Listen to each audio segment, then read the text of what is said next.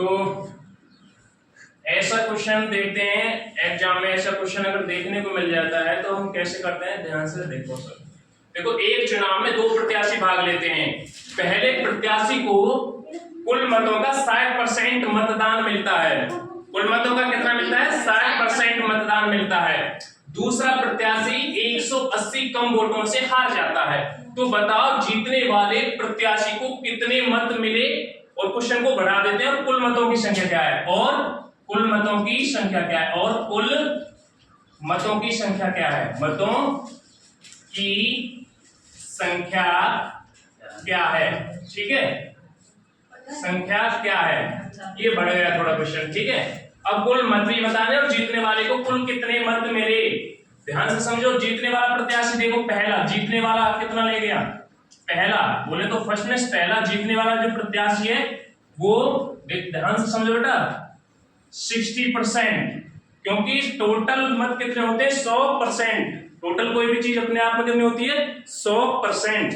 यानी कि जो फिर जीतने वाला 60, तो 60 ज्यादा है, बचेंगे कितने? 40। तो हारने वाला दूसरा प्रत्याशी बोले तो सेकंड, जो दूसरा हारने वाला, शॉर्ट में ही समझना इस चीज को, हारने वाला जो प्रत्याशी था उसको कितने प्रतिशत वोट मिले होंगे?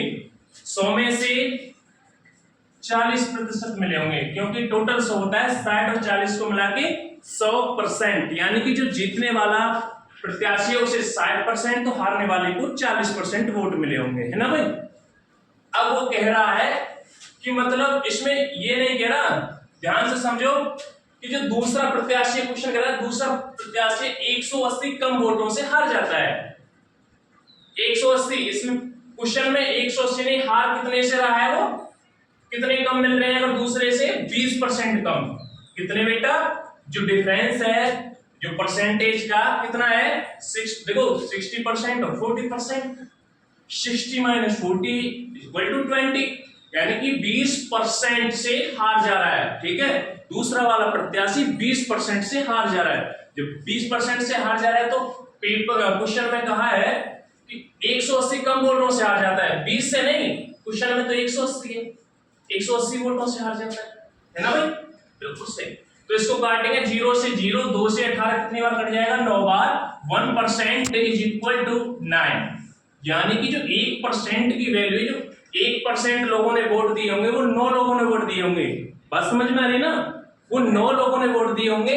इसलिए अब क्वेश्चन में देखो जीतने वाले प्रत्याशी को कितने मत मिले? मत मींस वोट होता है, वोटिंग। ठीक है, तो कितने मत? यानी कि 60%। जीतने वाला कितना है? जीतने वाले को, जीतने वाला 60% वोट हासिल करता है। 60%, और 60 का मतलब है 60 में 1% का मतलब है 9। 60 कितना? 9 और 9 छिंग 54, यानी 540। तो जीतने वाले व्यक्ति को या प्रत्याशी को 540 वोट मिले। बात समझ में आई ना? इस चीज को ध्यान में रखें। पर दूसरा क्वेश्चन बढ़ा दिया था, और कुल मतों की संख्या क्या है? कुल मतों की संख्या क्या है? 100%।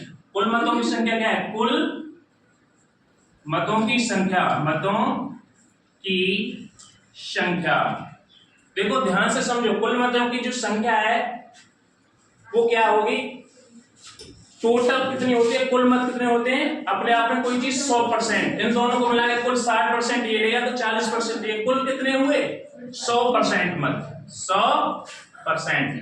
और सभी को पता है 1% की वैल्यू 9, तो 100 गुना 9 बराबर 900। देखो बेटा 900 वोट थे, 900 मत कह लो या वोट कह लो, 900 मत थे या वोट, ठीक है, या वोट। इस चीज को ध्यान समझे कि 900 में से 540 लेके आया पहला वाला प्रत्याशी, तब जाके उसकी जीत हुई।